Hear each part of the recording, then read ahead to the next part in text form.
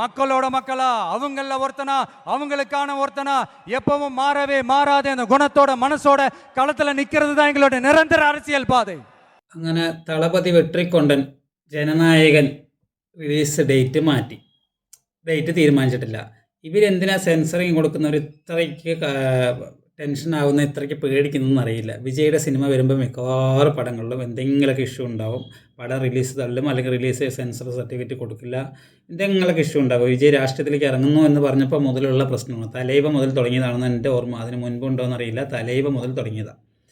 അപ്പോൾ ഇതിപ്പോൾ ഭഗവന്ത് കേസരിയുടെ റീമേക്കാണെന്ന് ഉറപ്പിച്ചു.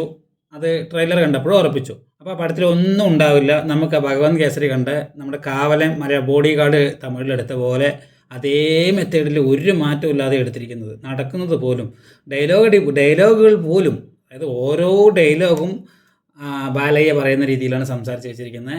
നടക്കുന്നത് കാല് നീട്ടി വെച്ച് നടക്കുന്ന രീതി മുതൽ. അപ്പോൾ അതെന്തിനാണ് അങ്ങനെ ഒരു പടം എടുത്തിരിക്കുന്നത്, ലാസ്റ്റ് പടം എന്നറിയില്ല. പക്ഷേ ഇത് നമുക്ക് ഒരു കാര്യം ഉറപ്പാണ്, അതൊരു പ്രൊപ്പഗണ്ട മൂവി മാത്രമാണ്. ഒരു 100 വേദികളിൽ പ്രസംഗിക്കേണ്ട കാര്യം ഒരൊറ്റ സിനിമ കൊണ്ട് വിജയ് പറയാൻ ശ്രമിക്കുന്നു എന്ന് മാത്രമേ ഈ സിനിമയിൽ ഉണ്ടാവാൻ ചാൻസ് ഉള്ളൂ. അപ്പോൾ വിജയ് ഈ പടത്തിൽ പറഞ്ഞില്ലെങ്കിൽ പുറത്ത് സ്റ്റേജിൽ പറയുന്നുണ്ട്. ആ പറയുന്ന കാര്യങ്ങൾ ഈ സിനിമയിൽ പറയുന്നു എന്ന് മാത്രമേ ഉണ്ടാവുള്ളൂ. സിനിമയുടെ പേര് ഓക്കെ, ജനനായകൻ. വിജയുടെ പേര് പോലും തമിഴക വെട്രിക്കഴകത്തിൻ്റെ സെയിമാണ്, തളപതി വെട്രിക്കൊണ്ടൻ. അപ്പോൾ ഷോർട്ടായി വായിക്കുമ്പോൾ TVK, മനസ്സിലായില്ലേ? തമിഴക വെട്രിക്കഴകം എന്നുള്ളത് തളപതി വെട്രിക്കൊണ്ടൻ എന്നാണ് പേര് പോലും അതിൽ പറയുന്നത്.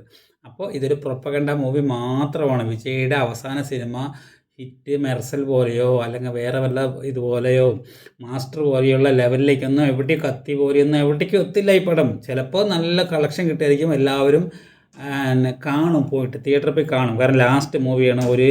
ഒരു നമ്മൾക്ക് വിജയുടെ സിനിമ പറയുമ്പോൾ ഒരു ഫെസ്റ്റിവൽ മൂഡ്, ഒരു ഉത്സവമാണ് വിജയുടെ സിനിമ. ഏത് തിയേറ്ററിൽ എവിടെ പോയാലും ഫുള്ളായിരിക്കും.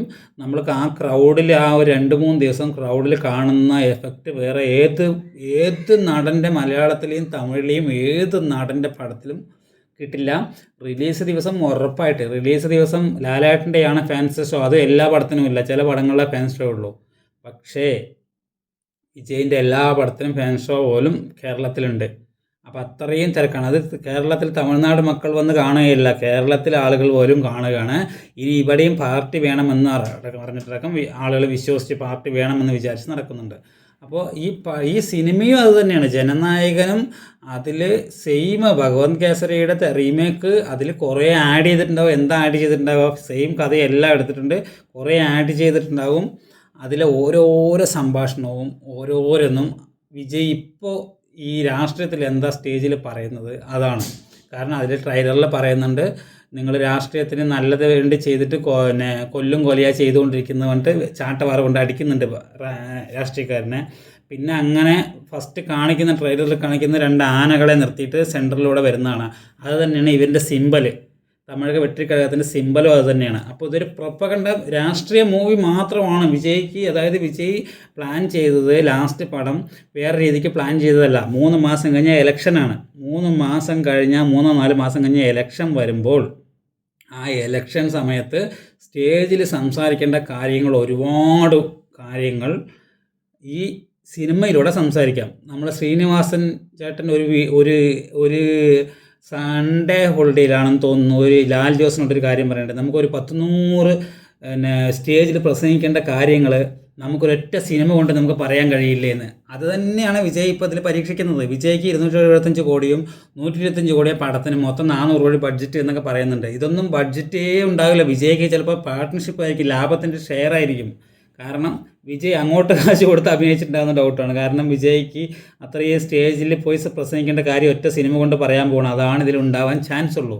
അതുകൊണ്ടാണ് ഇതിപ്പോൾ ഇത്രയും സെൻസറിങ് സർട്ടിഫിക്കറ്റ് കിട്ടാത്തത്. എന്തിനാണ് ഇവർ പേടിക്കുന്നതെന്ന് എനിക്കറിയുന്നില്ല.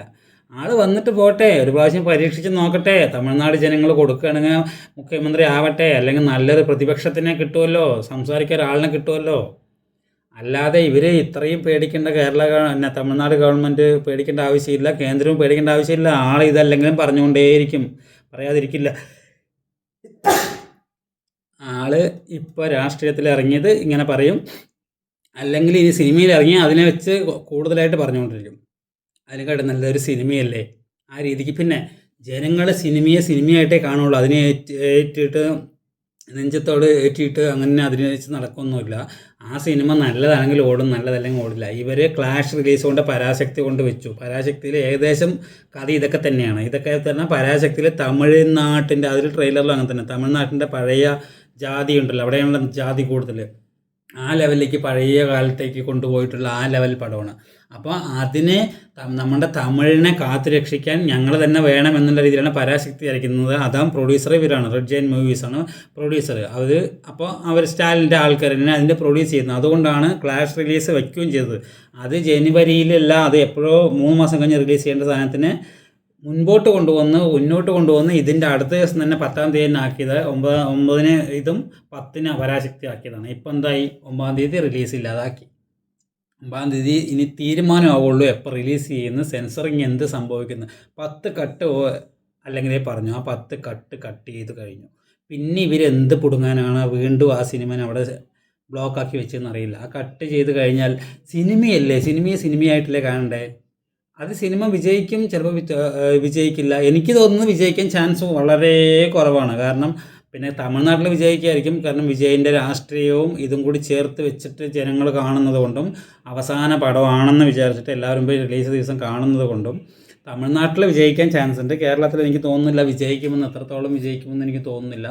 കാരണം പ്രൊപ്പഗണ്ട മൂവിയൊന്നും ഇവിടെ അങ്ങനെ വിജയിക്കാനൊന്നും ചാൻസ് ഇല്ല. വിജയ്ക്ക് അപ്പോൾ ഈ സത്യം പറഞ്ഞാൽ അതിൽ സംസാരിക്കുമ്പോൾ നമുക്കത് ഇപ്പോൾ ഒന്നാമത് വിജയ് എല്ലാ സ്റ്റേജിൽ കയറി സംസാരിച്ചിട്ട് നമുക്കത് കേട്ട് മടുത്തു.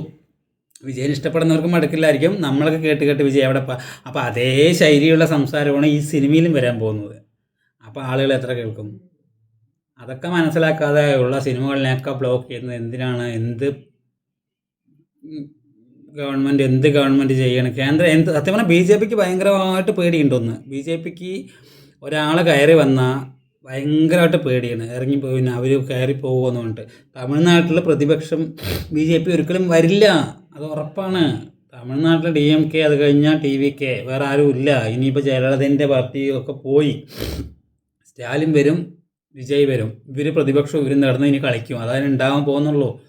ഇപ്പോൾ ഇനി ചിലപ്പോൾ പിന്നെ വിജയ്ക്ക് ചാൻസ് കിട്ടി മുഖ്യമന്ത്രി ആകുമോയെന്ന് എനിക്ക് തോന്നുന്നില്ല, അത്രയ്ക്ക് ആളുകൾ. പക്ഷേ തിരക്കുകൾ നമ്മൾ എവിടെ പോയി പരിപാടി വെച്ചാലും ക്രൗഡ് കാണുമ്പോൾ ഓക്കെ. പക്ഷേ അതിപ്പോൾ ഒരു വിജയിൻ്റെ സിനിമയ്ക്കും ക്രൗഡ് ഉണ്ടല്ലോ. ക്രൗഡ് പുള്ളർ, ഏറ്റവും കൂടുതൽ ക്രൗഡ് പുള്ളർ ഉള്ള നടൻ ഇന്ത്യയിലെ തന്നെ വിജയ് ആണെന്ന് നമുക്ക് പറയാൻ പറ്റും.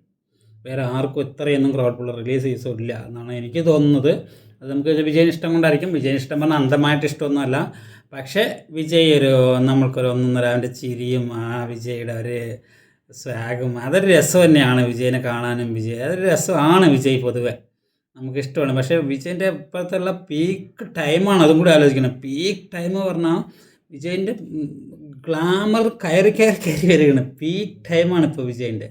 ആ പീക്ക് ടൈമിലാണ് വിജയ് രാഷ്ട്രീയത്തിലേക്ക് കയറി പോകുന്നത്, സിനിമ വിട്ടു നിൽക്കുന്നത്.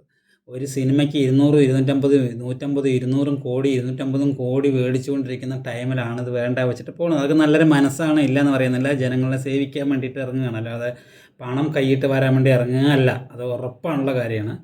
പക്ഷേ ഇപ്പം ഇങ്ങനൊരു പഴി ചെയ്യരുതായിരുന്നു. സിനിമയെ ഇഷ്ടപ്പെടുന്ന ആളുകൾക്ക് അത് സത്യം പറഞ്ഞാൽ നഷ്ടമാണ്. കാരണം ആ ഒരു തിരക്ക് ക്രൗഡ് കാണണമെങ്കിൽ റിലീസ് സീസൺ വിജയൻ്റെ പടത്തിന് പോയാൽ ആ മലയാളത്തിൽ ലാലേട്ടൻ മൊത്തത്തിൽ നോക്കുമ്പോൾ വിജയ് തന്നെ. രജനിനെ കാട്ടിയും ഡബിൾ ഫാൻസ് ഇപ്പോൾ ദളപതിക്ക് വന്നു. അപ്പോൾ ആ സമയത്താണ് പോയിട്ട് പോകുന്നത്, നേരെ രാഷ്ട്രീയത്തിലേക്ക് കയറി പോകുന്നത്. ശരി പോട്ടെ, അത് ആൾക്ക് മക്കളിനെ സേവിക്കണം എന്ന് പറഞ്ഞിട്ട് പോവുകയാണ്.